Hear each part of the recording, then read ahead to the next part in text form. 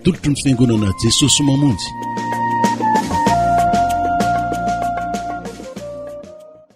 Faly mirabatsika tsirairay ny havana izay manaraka ny fandarana eto amin'izao fahitalavitra na radio zao. Misaotra ny tompontsika raha mbola nomendray fotoana azontsika manompo azy mandrakariva. Andriamanitra te ho tompony izy ary tokony ho tompoina. Manompo an Jehovah Andriamanitra ao dia hitany ny haninao sy ny ranonao izy. Miantso atsika mba hanompo azy mandrakariva Andriamanitra. Izany dia tompontsoa atsika izany anompo an'Andriamanitra indray amin'ity fotoana ity koa dia faly mirabatsika tsiraray avy izay manaraka ny fandarana. Hivavaka isika amin'izao fotoana izao milony zavatra rehetra indray. Hivavaka isika rehetra tompoko. Misaotra anao izay Jesosy no ny fotoana omenao any indray. Raha mbola afaka misitraka ao aminao indray izay maka tombony ary manararoatra ny fotoana rehetra azonay manatona anao. Manatona an'Andriamanitra ny tenin'Andriamanitra dia anatona anareo izy. Izany no anatonana ianao. Ao aminao no ahitana fiainana. Aminao Jesosy no ahitana fitsaharana. Ao aminao lefa miantso manao hoe makanesa ty amiko ianareo rehetra izay miasa fatratra mavesatra entana za anome anareo ny fitsaharana. Taio indray ty fandarana ity taio izao fotoana izao hitondra fitsaharana fiadanana ho anisa tokatrano isam-batan'olona ny fandarana rehetra izay atao eto na hira fiderana na tenin'Andriamanitra na vavaka ho voninahitry ny anaranao. Amin'ny anaran'i Jesosy no anaovana izany vavaka izany. Saotra Jesosy. Halleluja. Amen. Dia ankehitriny dia anaraka hira fiderana afaka manaraka izany no raha ianao ny hira raha tsy hainao moa dia afaka hirainao ao amponao izany hira izany.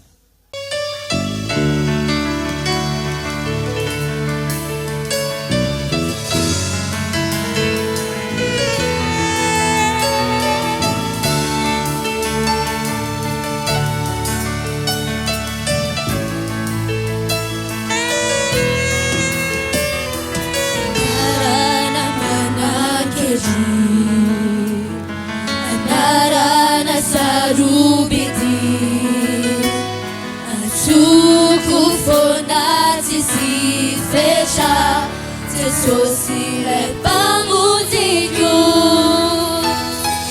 Ila tuisanadu Ewa militianaku Ni anarani Jesosy Simeti le filaza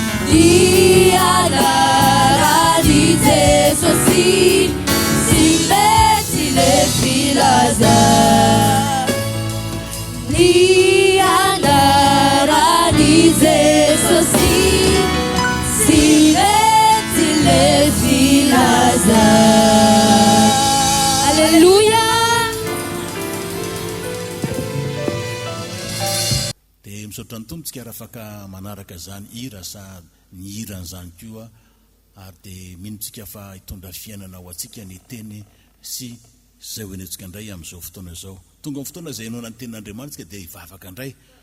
Ny famohan-kevitry ny sorotra masina mantsy tsy mba efa ny sain'olombelona na ny fahendren'olombelona fa ny fanan'Andriamanitra mihitsy no manome atsika ny tenin'Andriamanitra. Baiboly dia miteny manao hoe aoka tsy alo mbavanao ty boky lalany ty tandremanao azy ary amin'izany no dia ambinina azo fombiazana ianao raha tsy ala eo amin'ny vavanao ny tenin'Andriamanitra. Aina ho an'izay mahazo azy ny tenin'Andriamanitra ary fahasalamana io no nanamboaran'Andriamanitra zao tontolo izao ary io no hitahian'Andriamanitra atsika araka ny areny fahasoavan'i Jesosy Kristy zany. Ka dia hivavaka tsika rehetra ary melohany tenin'Andriamanitra indray amin'ity anio ity hivavaka tsika. Sotranao zay Jesosy, sotranao zay Andriamanitra irenay raha afaka ny hederanao nanaraka ireny hira fiderana ireny. Ankehitriny dia tonga amin'ny fotoana izay andraisana indray ny teninao izay. Mankasitraka anao satria mbola miteny foana ianao, mbola manambara ny teninao hatrany ianao ary isaka ny mandray ny teninao izay dia mandray fiainana satria fanasy fiainana ny teninao ary narovinanao raha vino mbola miteny koa dia mbola azonao iantoka fa izavabaovao indray iforona eo amin'ny fiainanay satria zany namorona anao zao tontolo izao dia afaka mbola mamorona fiainana vaovao, mamorona finoana ary mamorona zava-dehibe eo amin'ny fiainanay. Ianao mitenena ary ankehitriny ary tahino mpanompon'Andriamanitra izay tondrainao miteny indray amin'ny alalany dia ny fanainao masina ampiteny azy amin'ny anaran'i Jesosy. Aleloia. Amen. Andre ny tenin'Andriamanitra hamangy anao ny tompo amin'ny alalan'ny teniny amin'izao fotoana izao. Salama tompoko. Mamangy anareo amin'ny anaran'i Jesosy ny tenako. Ho aminareo rehetra ny fahasoavan'i Jesosy Kristy tompontsika. Tonga soa amin'ny fandraisana ny tenin'Andriamanitra isika izao. Vakitsika ny voasoratra amin'ny Isaia toko 7 ny 5. Vaky toy izao amin'ny anaran'ny Tompo. Fa zaza no teraka ao antsika, zazalahy no omena antsika, ary ny fanapahana dia ho atsorony, ary ny anarany atao hoe Magaga, manolo-tsaina, Andriamanitra mahery, Ray ny mandrakizay, Andrian'ny fiadanana. Ity toko sy andininy ity dia teny no vakiana matetika teto isaky ny fivoriana tahaka izao, isaky ny alahady. Io teny io dia manambara ny anaran'i Jesosy Kristy sy ny mahezy azy. Eraina ny Tompo. Mitanisa anarana vitsivitsy izay iantsonan'i Jesosy eo andiny soratra masina io. Misy anarana anankiray izay raisitsika amin'ity anio ity, ilay hoe Andriamanitra mahery.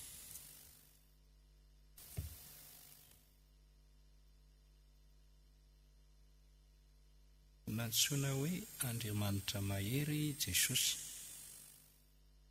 ary zany anarana izany dia milaza ny mahandriamanitra azy.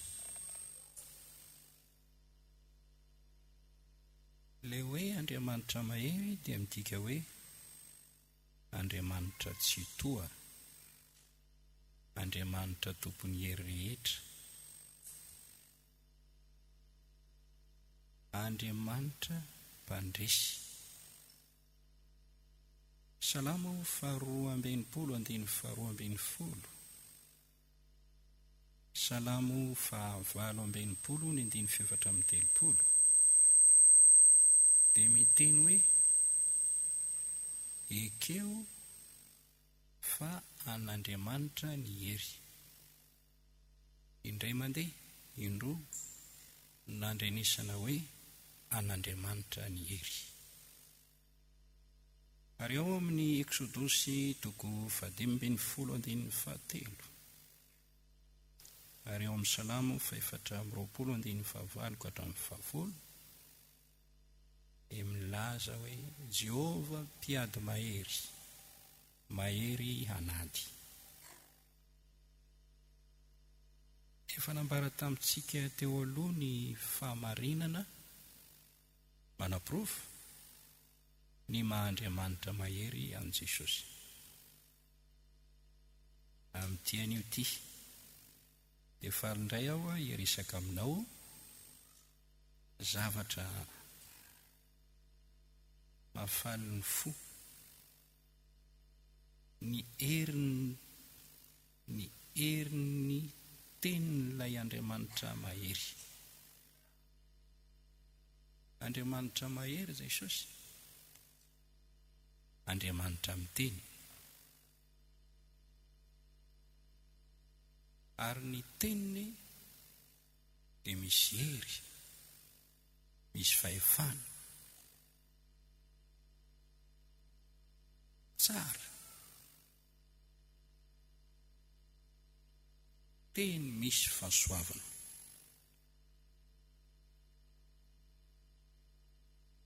Ao amin'ny bokin'ny fanambarana toko 7:20, ndininy 7:10, resaka ny anaran'i Jesosy koa ity teny ity. Fanambarana toko 7:20, ny ndininy 7:10. Ary nitafy akanjo voatsoboka tamin'iray izy, ary ny anarany atao hoe ny tenin'Andriamanitra. Ilay antsoina hoe Andriamanitra mahery no antsoina hoe tenin'Andriamanitra. Mideran'Andriamanitra isika iny amin'izany. Halleluja! Andriamanitra mahery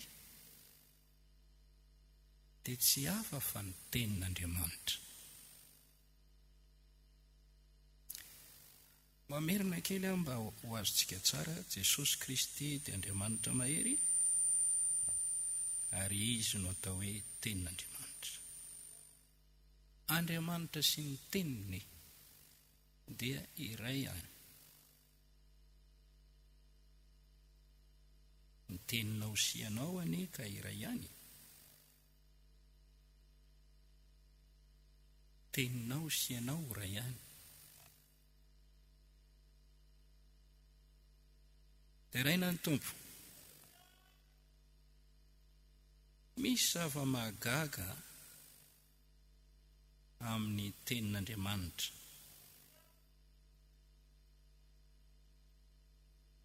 Ilay tenin'Andriamanitra izay nariana ny zavatra rehetra hatrany am-piandohana dia tonga nofo, kanonina tamintsika teto ambony tany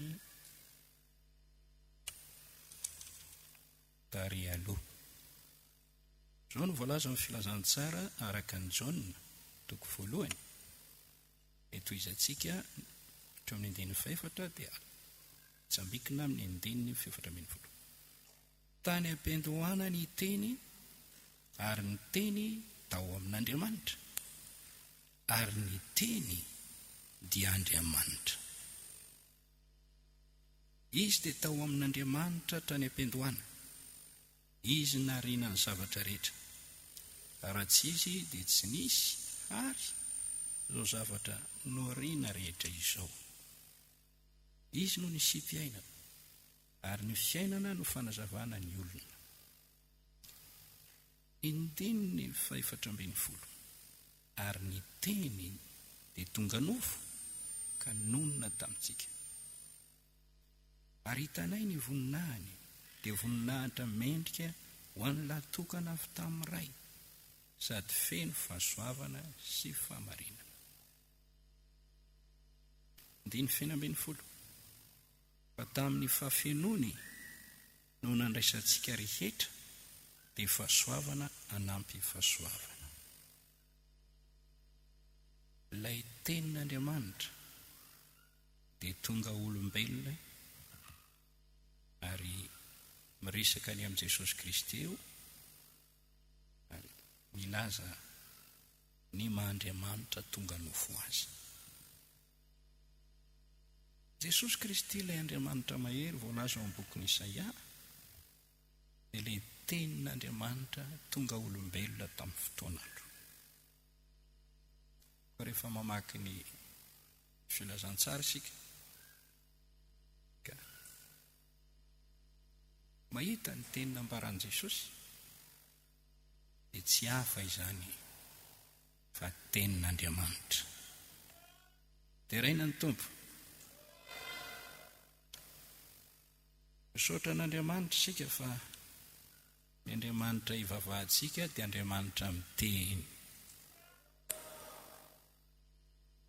Tsy tahaka ny vato amakazo izay mona tsy miteny, tsy tahaka ny biby izay tsy miteny,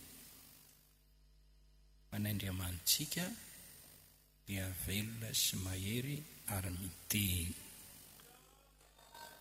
Miteny Andriamanitra ary tsara ny teniny. Hebreo 9:15, teny tsara l'Andriamanitra. Luka 4:22, teny fahasoavana na lokon'ny vavany. Meo an'Andriamanitra ny voninahitra. Ho jerentsika ny herin'ny tenin'Andriamanitra, herin'ny tenin'ilay Andriamanitra mahery. Ny bokin'ny Hebreo 1:17, Genesis 1:1-3:30, Genesis 2:1-3:7, filazantsara ny Jaona 1:1-3:8. Finoana hoy ny mpanoratra ny bokin'ny Hebreo no afantarana fa ny tenin'Andriamanitra no nanaovana izao tontolo izao. Hebreo 1:17, finoana no afantarana fa ny tenin'Andriamanitra no nanaovana izao tontolo izao. Ka tsy dia zavatra, tsy izay zavatra miseo no nanaovana izao zavatra hita izao. Hitantsika tokoa anie izany rehefa mamaky ny bokin'ny Genesis tsika, fa ny teny Andriamanitra dia arany zavatra rehetra. Ny teny izy hoe misy izao na izao, misy izany. Afa-tsy hoe ny olombelona ihany no hafa no nanaovany azy. Mahery ny tenin'Andriamanitra, mamorona zava-baovao, mampisy ny tsy misy, ary fitaovana entin'Andriamanitra manao zavatra tsara.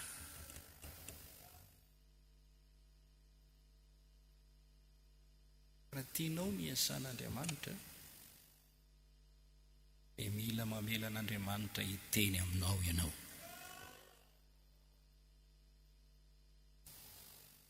Hatreo ny teny, atongolany ny sofinao eny ny teny, eno tsara ny teny, mivoninahitra ny teny,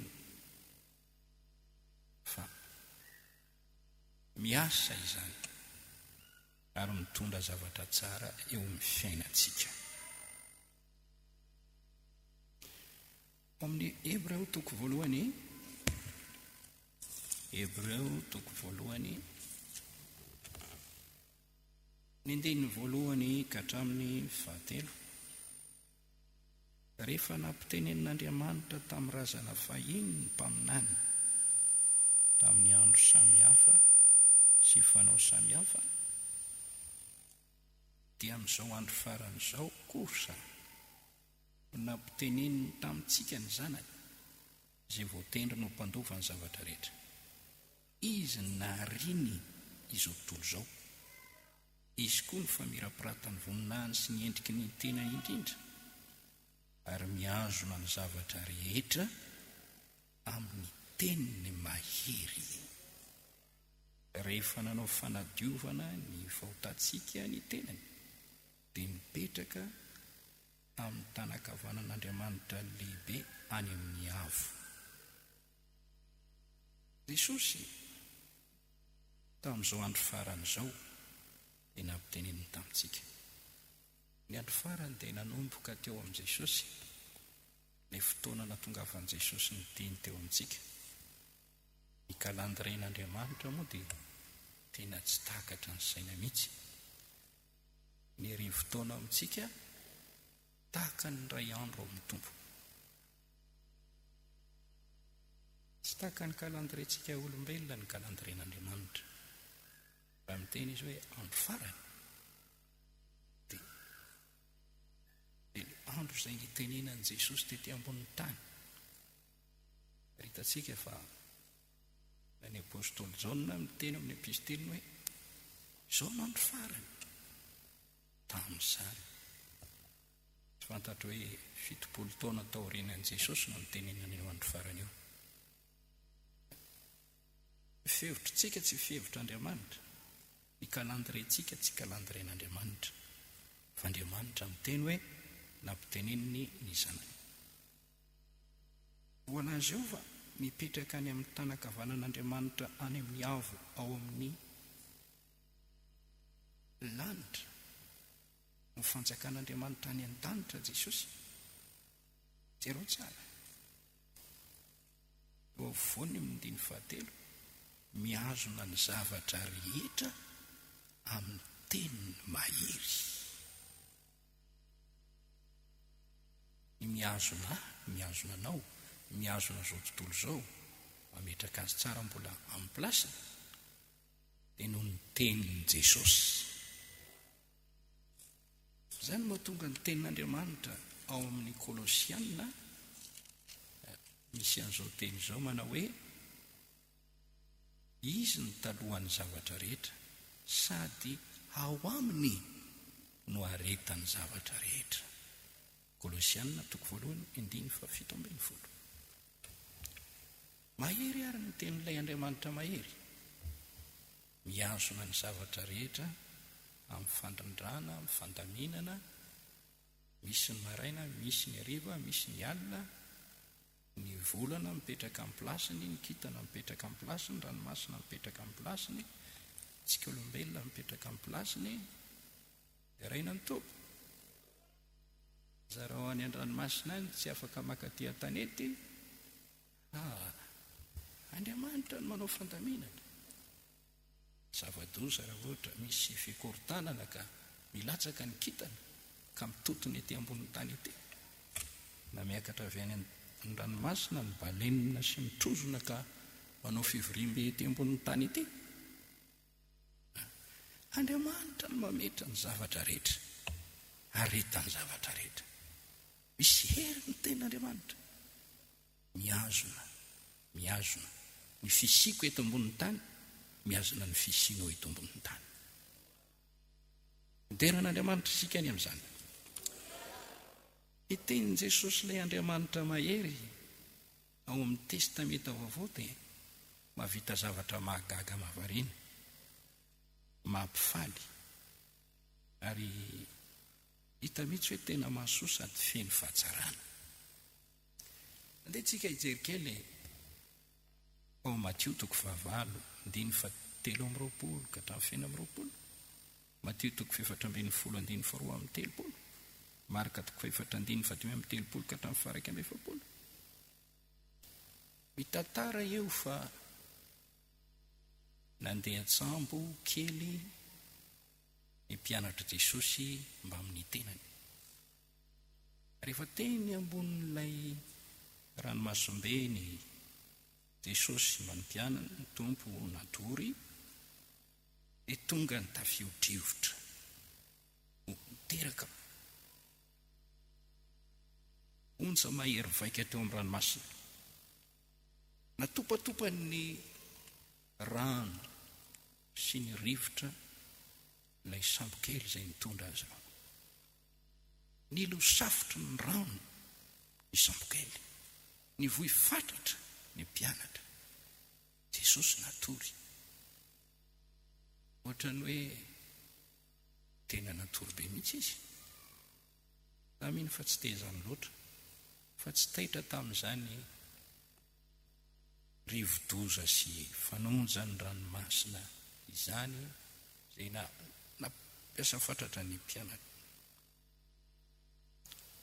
Tondra tahotra tamin'ny mpianana izany noho ny fahakelezam-pino. Ary farany rehefa tsy nahita izay natao izy ireo dia nanaitra an' Jesosy. Tsy mampaninona anao ve ny mahita ny fahafatesana toy izao? Dia niarina amin'ny tompo ny fo dia teneniny tamin'azy, mangina mitsara, mangina mitsara. Niaraka tamin'izay dia nijanona ny rivotra, niaraka tamin'izay dia nitsahatra ny ontsa. Gaga ny olona hoe lehilahy manahoana ry ity, fa na ny rivotra sy ny ranomasina aza dia manaiky azy.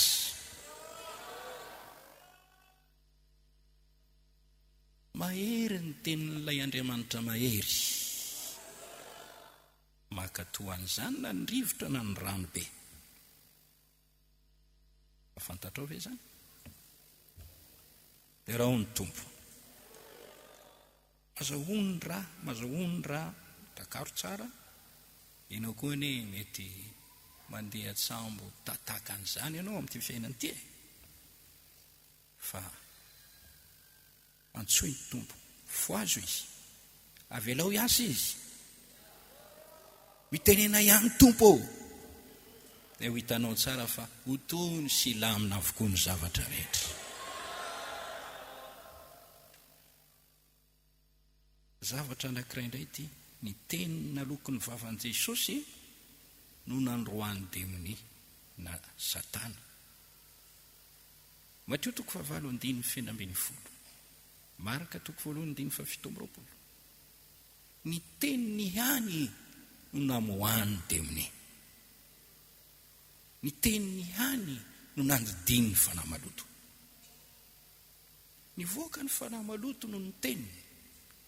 Nivoaka tao amin'ny olona izay nananazy ny devoly no ny teniny. Tsy nametra tanana tamin'ireo demoniaka izy. Indray mandeha ihany izy nametra tanana tamin'ilay vehivavy azony fanahy marofy, voafatotry ny Satana 17 taona. Fa hatramin'izay dia izao fotsiny ataony hoe mandidy ianao ny fanahy ratsy, mivoaha aminy. Misy tokoa ny olona azony devoly. Dia indray dia tena miseho tena adala be fantatry ny rehetra izy ireny. Fa indraindray kosa nefa dia ohatrany mba atao olona endry ihany izy ireny. Azony devoly. Ny olona misy trombany tsy dia hitanao tena hoe adala be zany. Miaingo tsara sy miaina tsara tahaka ny olona rehetra. Ny olona manompo sampy misy devoly eny tsy hitanao tena hoe verisaina be, manambady aman-janaka, mamelombady aman-janaka. I Jodasy ange tsy hoe lasa adala rehefa nidirany devoly, fa ao tsara ny saina, tadidany tsara hoe izao ny zava-misy, ny lohan'ny mpisorona sy ny lohan'ny fariseo, ny lehibehibe rehetra, londohany rehetrarehetra izay miketriketrika ny isambotra an' Jesosy, arinitrany, miarinitrany, nitady olona izy ireo, andeha ho any, dia ifampiraraka amin'ny tany hoe ohatrinona no anolorako azy aminareo. I Jodasy azony devoly dia nitondra tokona miaramila ho any amin'ny sainy Getsemane isambotra an' Jesosy, ary izy mihitsy nanome ny toromarika. izay olona hitanareo roako dia izy no izy ary sambory. Nefa io lehilahy io nefa azony devoly, tsy hoe adalabe nanarylamba izy, fa angamba raha adalabe nanarylamba izy otasy dia tsy mirara iny lohany foana hoe inona koa ny fampiresahana amin'ny olona adaly io korjerery ty izy mirarakivo fotsiny ohatra ny tiako. Tsy zavatra siora mihitsy na zavatra matotra ny zavatra resahana io. Avela ho any eo roa ihany. Tena mampandinika lalina izany. Izay no mahatonga ny tenin'Andriamanitra amin'ny teny hoe dinio ny fanahy rehetra ary izao toetra na avy amin'Andriamanitra izany na tsy.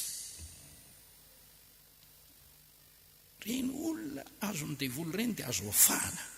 Jesosy mba afaka azy azo ny devoly. Teniny ihany no androany devoly.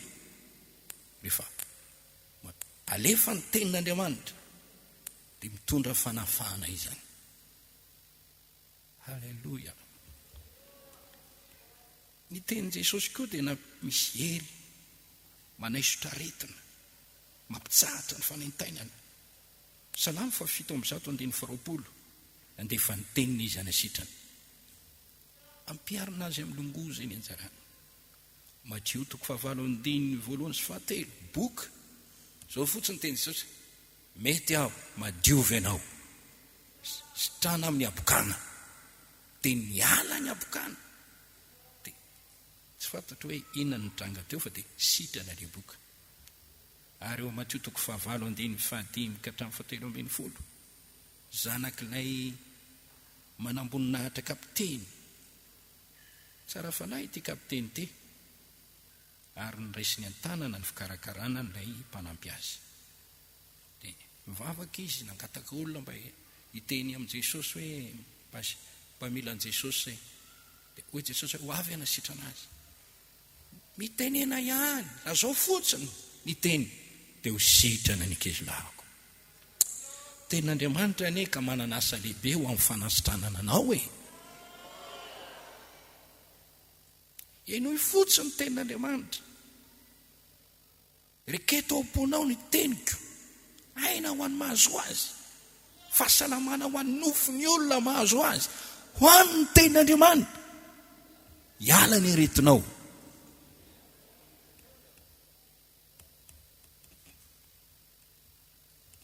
Exodosy 5:20 raha zo tiainy feony zao Andriamanitra ao ianao, ao zay mihitsy eo masony, tandrina ny didiny sisy.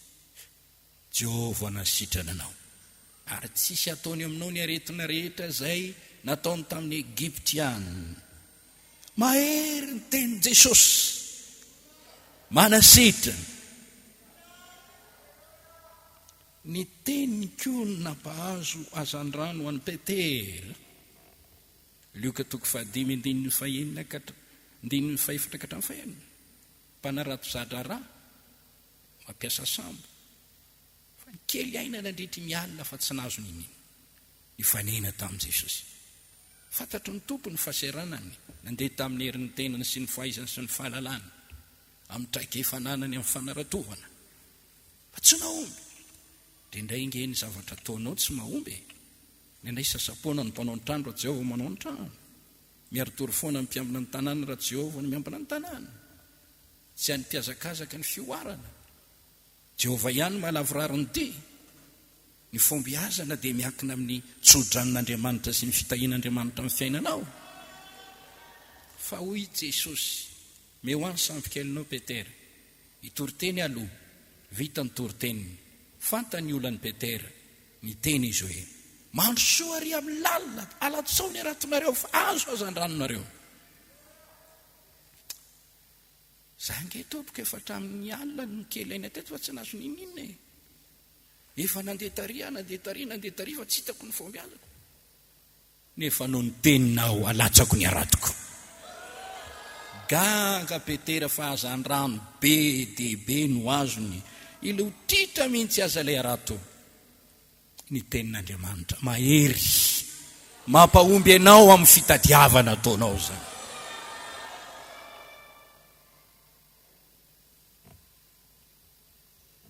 Ny tenin' Jesosy nampahazo vola amin'ny Petera. Matthieu 7:17-17. tsisy vola tamin'izay nefa tonga ny fitakiketra anavariana fa izao ny toromarika ny ndany ianao manjono dia misy azandrano vaventy ho azonao dia angarono ao fa isy vola be ahafana mandohetra zava-mahagaga ane zany izy amono olombelona afaka vitan'izany hoe andana manjono anao dia mahazo azandrano be na gogo tsy fantatro sokafo ny vavany fa misy vola ao afanao mandoa hetra teny Jesosy teny hafa mihitsy mampahazo anao vola koa izany samy hafa ny hoe ny mila vola sy tia vola mila vola ny olona rehetra ozatry ny fiainana ny vola fa ny olona tia vola ratsy satria manao zay fomba azahoam-bola amin'ny fomba tsy marina mahery ny tenin'Andriamanitra ny teny Jesosy nanangana ny maty hitatsika izany fa izy teniteny hoe izao ny fananganana ny maty sy fiainana izay mino ana dia maty azo tovelona indray Jaona 1:19-20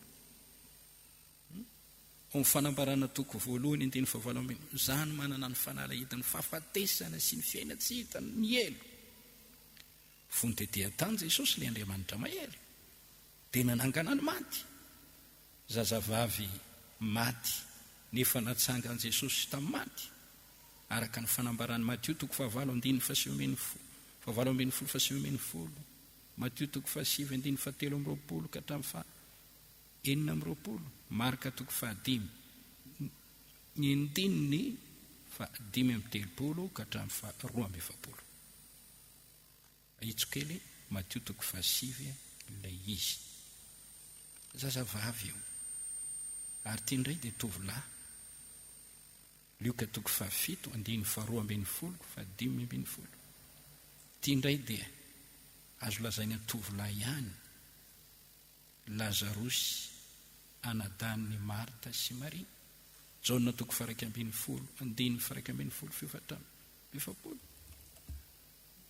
jereo tsara fa ny sasany efa anaty vatapaty trano vorona ary ny sasany mbola faty eo ambohatra ary ny anankiray Lazarosy efa tany apasany efa totsotra efa enemany farany nefa novelomin'i Jesosy lay ny teniny ihany ny teny fotsiny Lazarosy mivoa dia nivoaka avy tao apasany ry zatovo miarena dia misy hery mandresy fahafatesana ny tenin'i Jesosy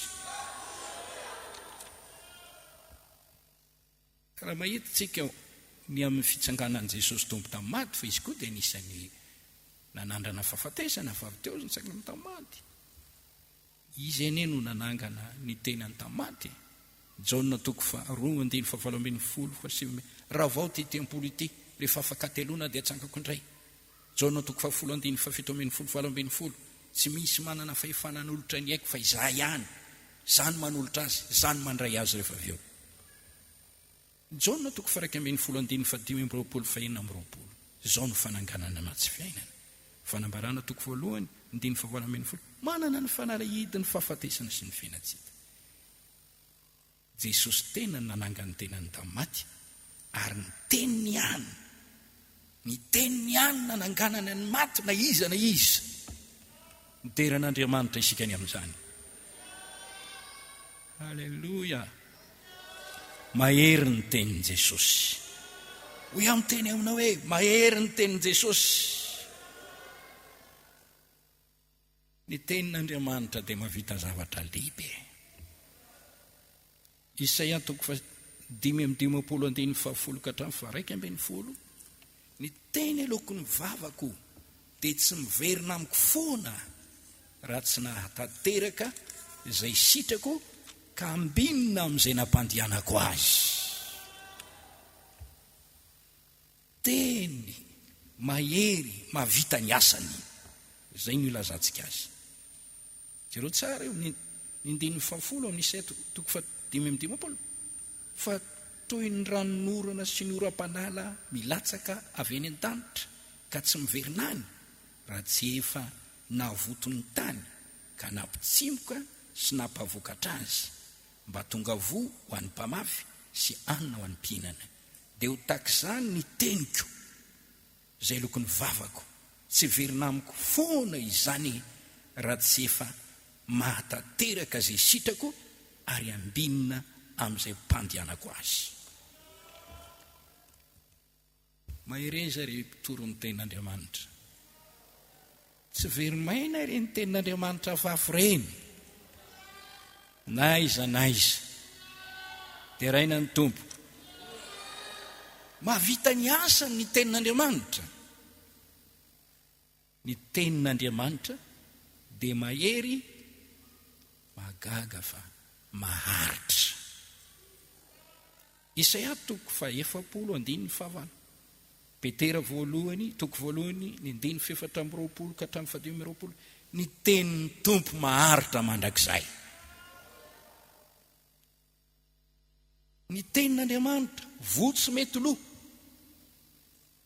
Petera 2:3.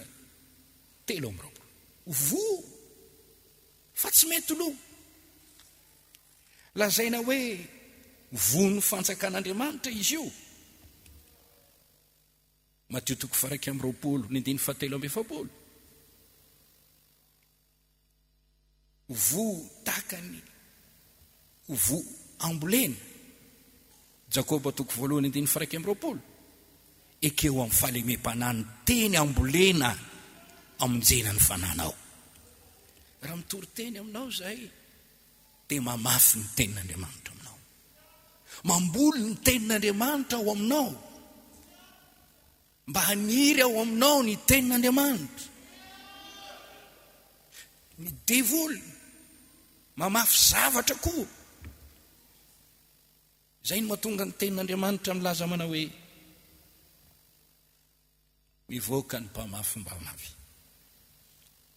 Ny mpitory teny, ny mpanompon'Andriamanitra, na zay olona mitsangana manefa ny handraikiny, mandray adidy amin'ny fampianarana ny tenin'Andriamanitra sy fitoriana ny tenin'Andriamanitra na iza dia mamboly ny tenin'Andriamanitra. Zany ny fomba hanongotana ny zava-maniry tsy avy amin'Andriamanitra. Ny zavatra rehetra tsy namboleny raiko dia ongotana. Misy ane zavatra tsy avy amin'Andriamanitra maniriniry eto amin'ity zao tontolo zao ty. Misy eto amin'ity zao tontolo zao ty. Angambako mety misy ao aminao mihitsy, ao amin'ny fiainanao ao.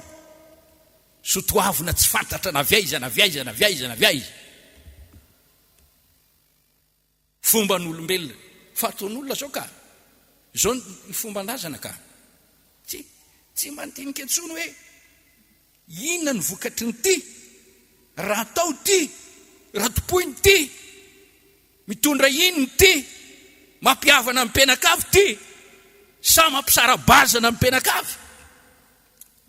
Fa hoe efa io olona hatramin'izay ianareo no lasa adalany amin'izay fivavahanareo hoaniky ny fombafomban-drazana do apetraka. Ry havana, efa hatramin'ny ela ny devoly namafy zava-dratsy teo amin'ity zao tontolo zao ty. Tanimboly lehibe zao tontolo zao.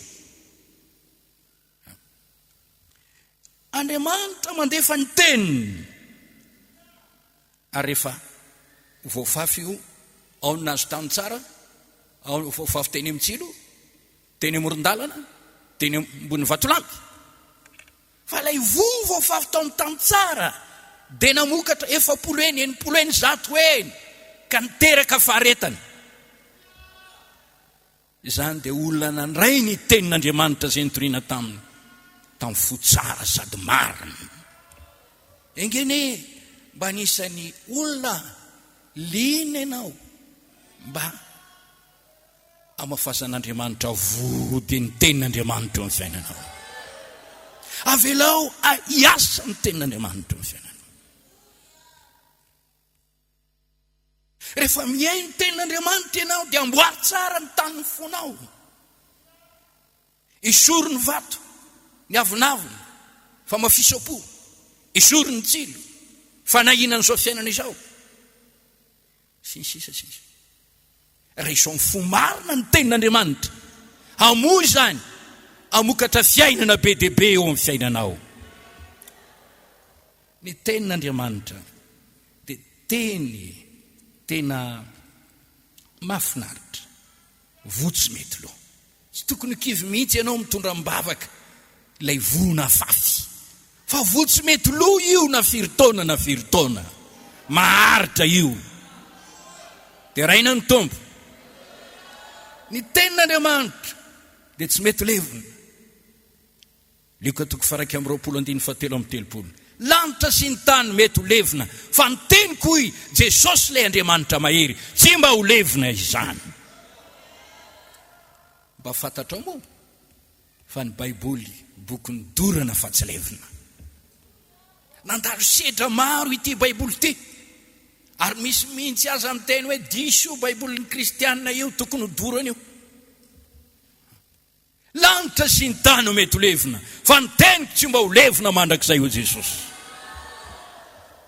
Raha mamikitra amin'ny tenin'Andriamanitra ianao ny zavatra rehetra mety ho potika miovaova fa ny tenin'Andriamanitra maharitra mandrakizay.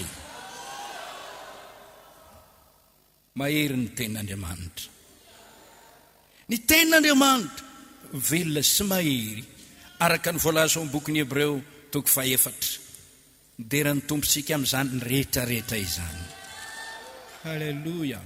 12 amin'ny toko 4 Hebreo fa velona sy mahery ny tenin'Andriamanitra ka maranitra noho ny sabatra roa lela ka manindrona hatramin'ny fampisarana ny aina sy ny fanahy ary ny tonona sy ny tsoka ka mahay mamantatra ny eritreritra sy ny fikasany fo ary tsy misy zavatra ary na inona ka tsy miseho eo anatriny fa ny zavatra rehetra dia mianjaanja sy miariary eo mason'ilay tsy maintsy ifampiraraha antsika. Velona ny tenin'Andriamanitra. Miasa ny fombiaza satria velona izy.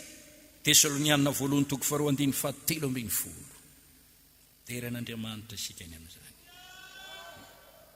Mandroso ny tenin'Andriamanitra, mandeha ny tenin'Andriamanitra, miely ny tenin'Andriamanitra.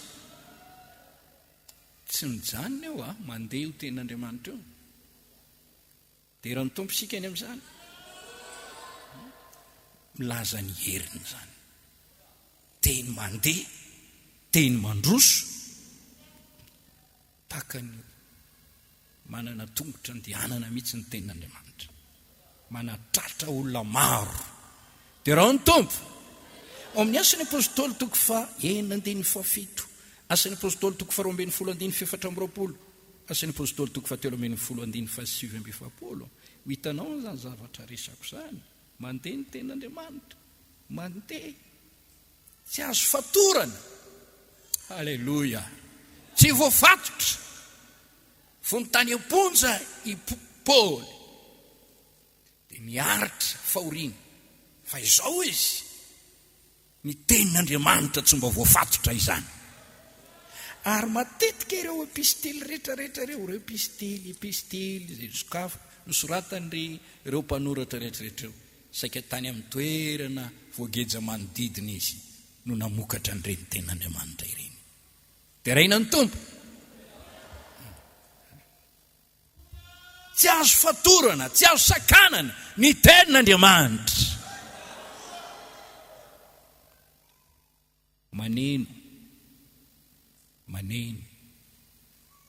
Tesalonianina 1:9 relaza ny fona ary tany aminareo naneno ny tenin'Andriamanitra.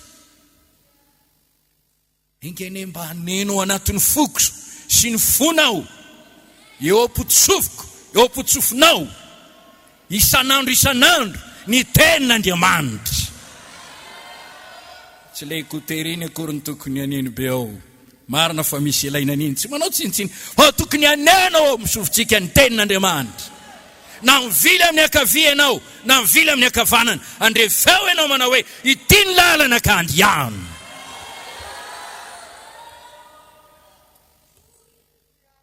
dia matsapan'izany mihitsy.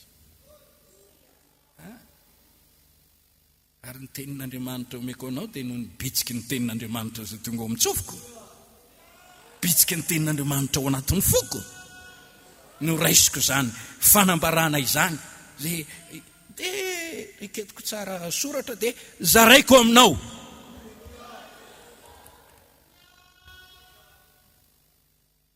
Tenin'Andriamanitra manindrona, maranitra tahaka ny sabatra roa lela izy, manindrona hatramin'ny fampisarana ny aina. Zany ny toetry ny tenin'Andriamanitra, hoe rehefa mihaino tenin'Andriamanitra ianao dia apozo fa voatsindrona ianao. Asa matahotra misoran'Andriamanitra raha voatsindrona ianao.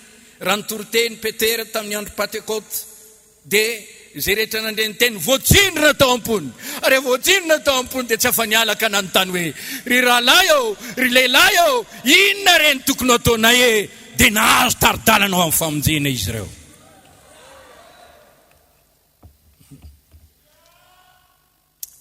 Mahafinaritra raha ianao no taky ny amalina ny napitana rehefa naheno ny tenin'Andriamanitra. Ny hinana ianao dia an'la izy dia isotoman'Andriamanitra anao ho babiny. Dia raina ny tompo.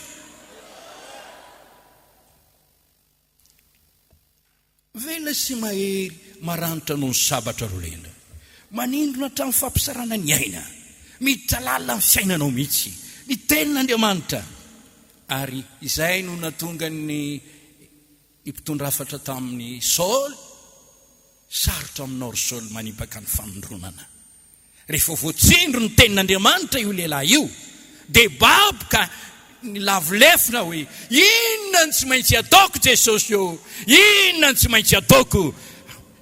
Gaga fa misy olona manatsatso ny tenin'Andriamanitra, tsy manindrotsindrona, tsy avela ny kapa ny tenin'Andriamanitra, safosafony fotsiny, tsy maintsy manao opération rehefa sarosarotra ny aretina eo amin'ny marary, tsy maintsy manao fandidiana izy amin'ny antsy fandidiana analany mikroby, avelao ny tenin'Andriamanitra ikapa anaisitra ny fahotana eo amin'ny fiainanao. Ary raha voatsindrona ianao, aza misandotra, aza miavinavina, aza maniratsira, maniatretena, tadiavan'ny tompo, hitany fiainanao. Ny tenin'Andriamanitra tahaka ny afo, tahaka ny kanota. Jeremia 3:7-9 tsy tahaka ny afo fanoteniko, tsy tahaka ny kanota va. Ny afo manazava, manafana, manamasaka, manadio, mandevona ny asan'ny devoly sy ny asany. Halleluja. Afon'Andriamanitra ny teniny, mandoro ny mikroba ny ota sy ny virus ny ateriny devoly amin'ny toe-pananao. Halleluja.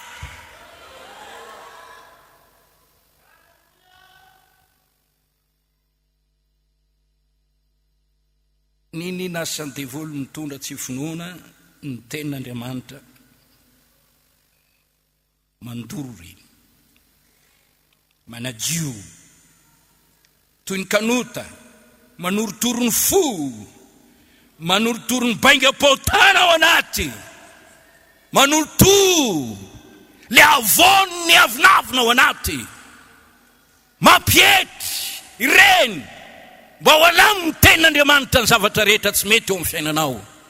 Zany ny toetry ny tenin'Andriamanitra.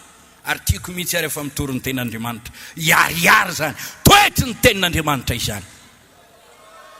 Zany ny mpitory teny nge tsy natao ampifaly olona fotsiny. Dokotera angady ianao marina aloha fa mila ihany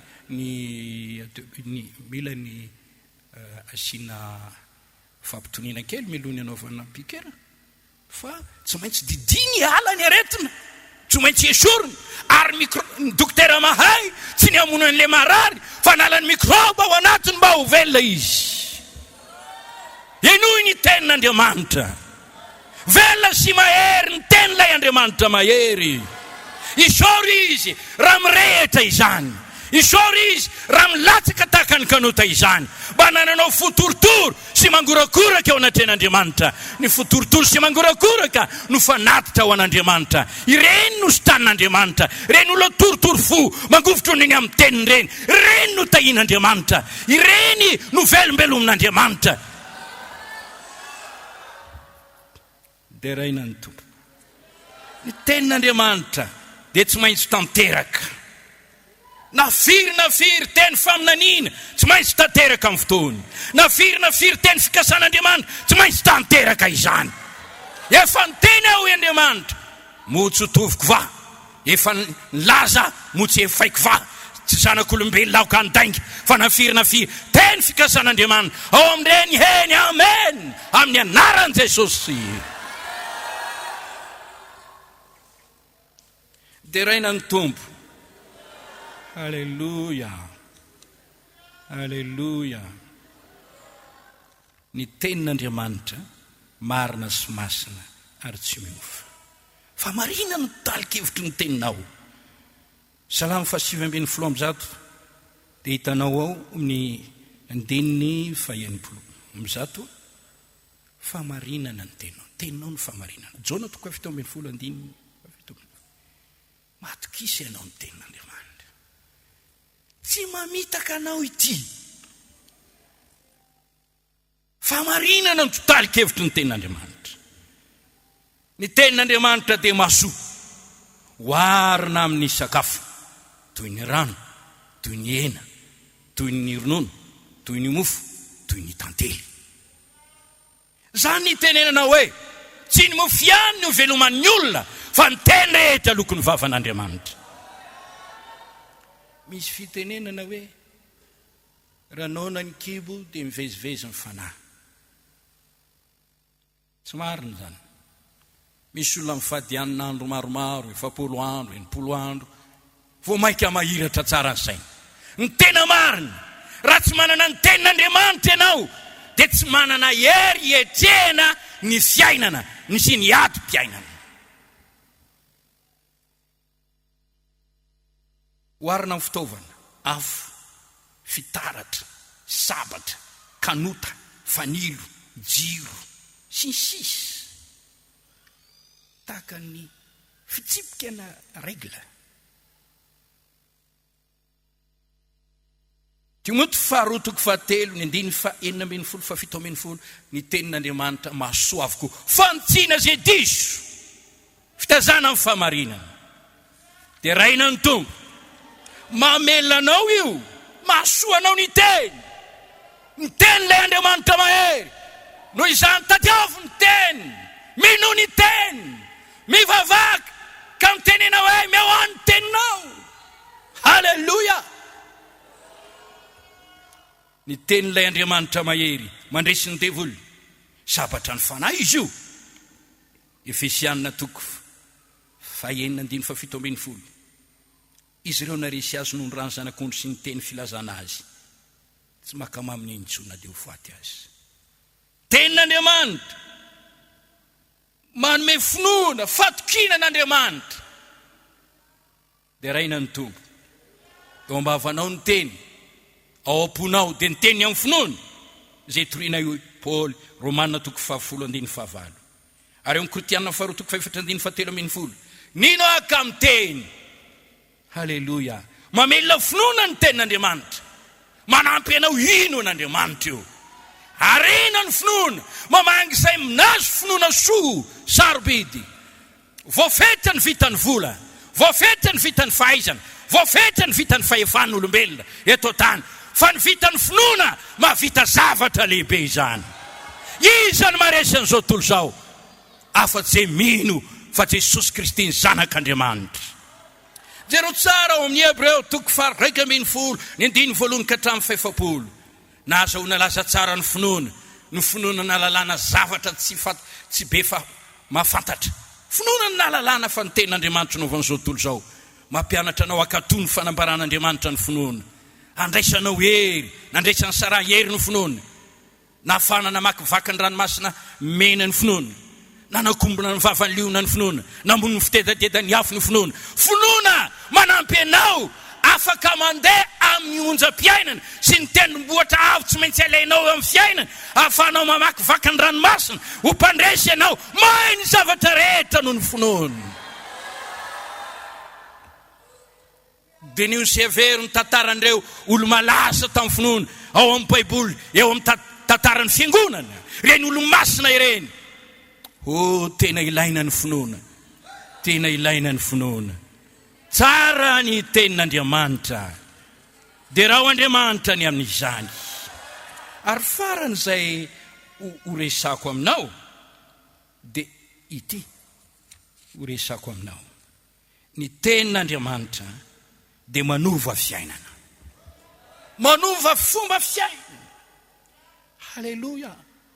Ao amin'ny Jaona 5:5-20 zay rehetra nandre ny teniko kamino izay naniraka tafafindra ny ala tamin'ny fahafatesana ho amin'ny fiainana izy. Halleluja. Ho avy ny andro andrenesany maty ny feon'ny zanak'Andriamanitra ny any apasany fahotana mandre ny tenin'Andriamanitra. Ho velona izy, ho velona ny ianao, hiala ny fahafatesam-panahiny ianao, hifohany ianao, andray fivoazam-panahiny ianao, anana hery sy etaeta hitady an'ilay Andriamanitra mpamorona anao any ianao. No ity tenin'Andriamanitra ity zay miteny aminamana hoe mivoaza anao zay matory, mitsangana amin'ny maty dia ampazavanao Kristy. Mitory teny zay mba hampifoanao, ialanao amin'ny fombafomba-pivavahana, idiranao amin'ny fivavahana mifo tena mpitady an'Andriamanitra marina ianao. I tenin'Andriamanitra manova fiainana. Moa tsy miteny fa Jesosy ao amin'ny Jaona 5:7-5 raha misy olona tsy ateraka ny rano sy ny fanahy tsy mahazo mahita ny fanjakan'Andriamanitra izy. Zay ateraka ny nofo dia nofo, fa zay ateraka ny fanahy dia fanahy. Rano sy fanahy, rano moinina, tenin'Andriamanitra io ry havana. Jaona 5:5-7 nadio anareo no ny teny zay nilazaiko taminareo. Efesiana 5:5 rano fanasana amin'ny teny. Ary Titos 3:5 no sasana tamin'ny fanasany fiterana indray. Hoy Paoly, za no niteraka anareo tamin'ny filazantsara.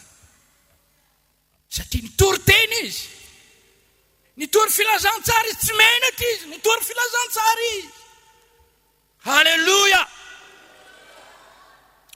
Za rehefa mba miona amin'ireny manam-pahefana reny dia hoy za hoe mba jereo rangareto ny zavatra mba ataonay. Zay ngika manampy. Nareo raha mahazo mpangalatra ampidiry fitsarana dia gadrainareo mandritry ny firy-taona any. Mivoaka avy ao mbola mpangalatra ihany. Fa rehefa azo ny filazantsara ny mpangalatra, miova fo tsy mangalatra intsony mandrakizay. Zany no asan'ny fiangonana, zany no asanay mpanompon'Andriamanitra. Halleluja. Lasa matahotra n'Andriamanitra ka miaina amin'ny marina, manaja ny asany. Satria tsy tahotra olombelona fa tahotra Andriamanitra ny tonga fiainana ny ova no voan'ny tenin'Andriamanitra. Indrisany efa voataka ny feo any anefitra izany, mivavaka tsika mba ho tonga izany. Miovana ny tenin'Andriamanitra ary mitory teny, tena tokony hitory teny, mitady fivampo, fampitodiana amin'Andriamanitra. Fa tsy mitsotsofina fotsiny hoe fiadanana. Tsisy fiadanana ho anaty fanasin'ny mpanota. Loza ho an'ny mitory teny santoka, mena maso. Sisy tahotra n'Andriamanitra. Mahita ny olona mivarimbarina ny amin'ny fahotana. Nefa tsy miantso hoe mamaza vao miendrika ny fibebahana. Taovy mahita ho vai ny fiainanareo. Manatona an' Jesosy. Ialao io fivavahana tendromolotra misy fiatsaram-belatsy io. Fa losa ny mpiatsaram-velatsy. Tenin'Andriamanitra manova fiaina. Miteraka anao indray. Jakoba 1:7-10. Petera 1:2-7 manova fiainana. Mpanota tsy araka an'Andriamanitra. Tonga olo Vaovao. Lasa araka olona araka ny fanahy. Voavonjy. Dia rainan'ny tompo. Matodsika takizao. Afaka amin'ny herin'ny ratsy takizao. Ry zanak'Andriamanitra isany, ry kristianina isany, mpanaradian'i Jesosy ka tsapanao ny fiainam-baovao nanovanao Andriamanitra, tena niova ny fonao, tsy tia ato fombo intsony, tsy tia angalatra intsony, tsy tia akafatin'olona intsony, tsy tia toka intsony, tsy tia hijejojejo intsony, tsy tia hanao mpisampy intsony, tsy tia ho any amin'ny fanao ratsy intsony, tsy tia ho tia tena fa ho tian'Andriamanitra. Dikan'izany novan'Andriamanitra ianao, Andriamanitra nanao an'izany tamin'ny herin'ny teniny. Halleluja. Lasa ny fotoana izao ny teniko eto am-pamarana, Jesosy Kristy Andriamanitra mahery dia Andriamanitra miteny. Halleluja, halleluja. Miteny izy amin'ny alalan'ny Baiboly, ny alalan'ity Baiboly ity. Miteny izy amin'ny alalan'ny fianarana ny tenin'Andriamanitra. Miteny izy amin'ny alalan'ny fanahy masina. Miteny izy amin'ny alalan'ny fiangonana izay tena mitory ny tenin'Andriamanitra, ka manao an'izany ho adidiny sy andraikiny, fa tsy mamela ny olona ilalao. Mpanota mivoaka miditra ao tranon'Andriamanitra, mpanota mandeha mivoaka ny tranon'Andriamanitra fombafomba, fombafomba, hanika fanasina tonga matsatso.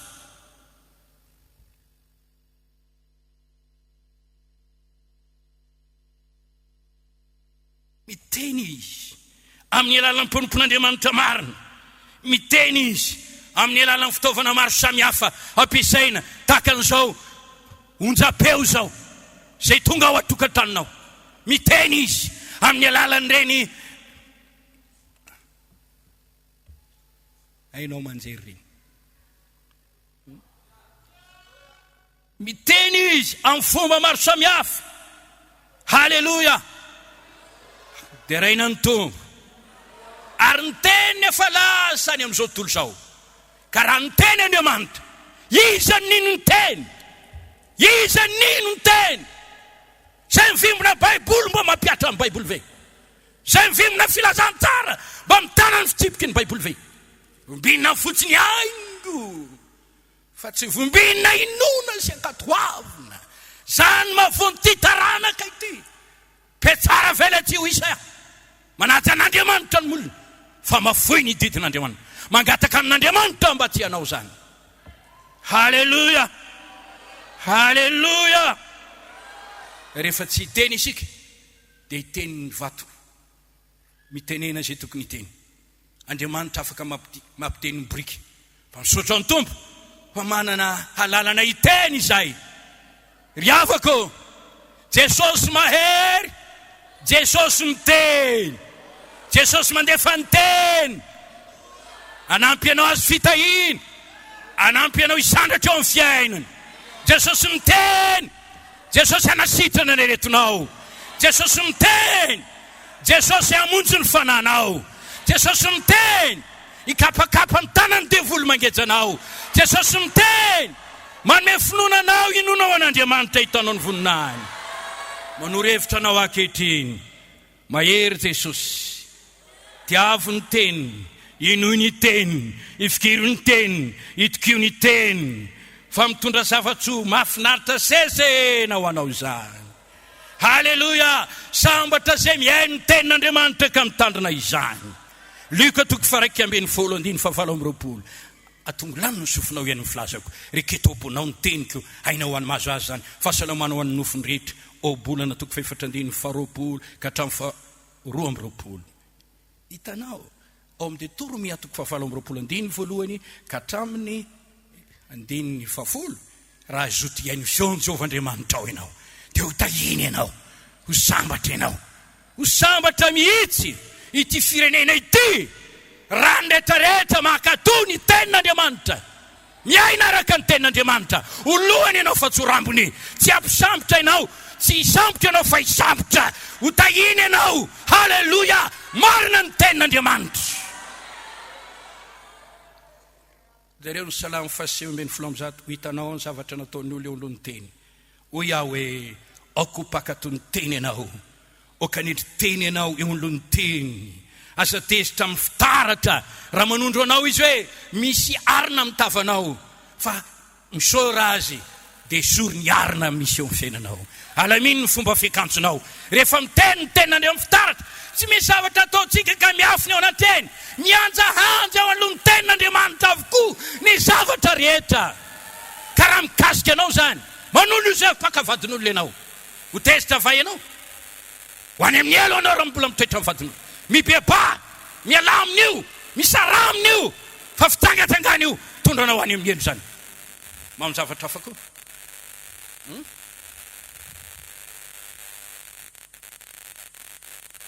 Asa tezitra amin'ny fitaratra.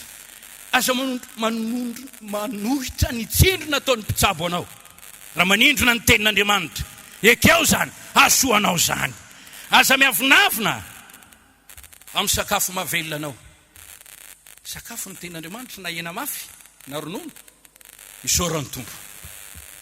Aza manary ny jiro na fanilo, fa mamakivaky ny aispito isika. Mila manana fanilo. Aza mandeha tsy mitondra sabatra, fa betsaka ny fahavalo. Aza mandao ny tenin'Andriamanitra. Aza misaraka amin'ny tenin'Andriamanitra. Raisy vakio ny Baiboly. Oko sakaizany Baiboly ianao. Oka hianatra ny tenin'Andriamanitra ianao. Teny ny fiainana ity. Halleluja! Dia raiko ny tompo. Andriamanitra mahery miteny. Halleluja! Vakio ny Baiboly. Mividiana Baiboly. Ianaro ny Baiboly. Makanesa ny fiangonana tena fantatrao fa mitoro ny Baiboly marina. Dia ho sambatra ianao. Halleluja! Itsangana isika hivavaka. Ny tompo ny anampy ianao tia ny tenin'Andriamanitra. Vavaka isika. Raha eo misaotra anao amin'ny foko. Midera sy mankalaza anao amin'ny zavatra rehetra. Afaka nanambara ny teninao teto. Fantatray fa ianao Jesosy tia Andriamanitra mahery. Andriamanitra miteny. Mitenena aminay mandrakariva. Amin'ny alalan'ny fanahinao. Amin'ny fomba maro samihafa. Ampiozay anetry tena ny ray ny teninao.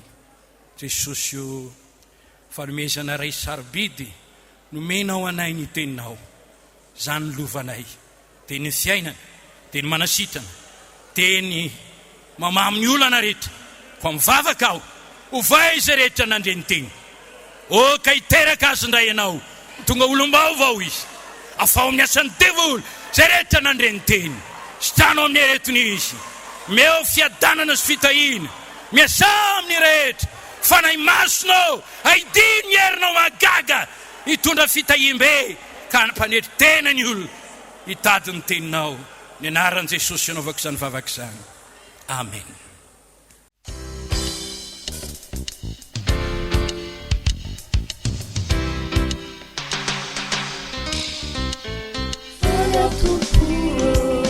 Satriana amikuniva mindrapona itadiai nanafaka fale autumpuo efaria fale autumpuo satriana amikuniva mindrapona itadiai nanafaka fale autumpuo efaria.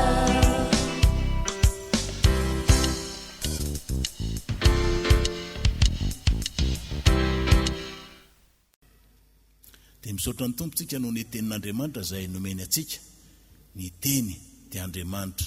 Andriamanitra sy ny teny dia iray ihany. Raha mandray ny tenin'Andriamanitra ianao dia mandray an'Andriamanitra, mandray an' Jesosy ao anatiny fonao ao. Ary rehefa tonga ao Jesosy ho mpandresy ianao satria Andriamanitra mahery Jesosy.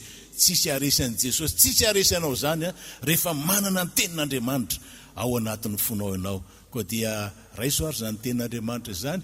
Iainao am-pifaliana miaramin'Andriamanitra mialalan'ny teniny fa ho hitanao fa ahery andresy anao. Zay ndray ny fandarantsika tamin'ity fotoana anio ity, dia raintsika ny tompo ry havana, dia mirary soa anao zay engane ahita fahombiazana tsara ianao engane ka dia ho tahin'Andriamanitra ianao sy ny ankonanao amin'izay ataonao rehetra tononona amin'ny anaran'i Jesosy ny fiadanan'Andriamanitra ho aminao sy ny ankonanao ndray amin'izao fotoana izao.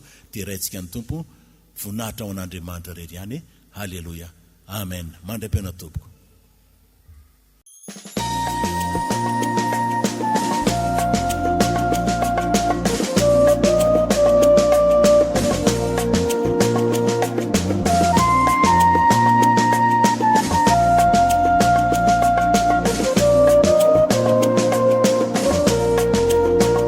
fandaharana atolotry ny fiangonana Jesosy Mamonjy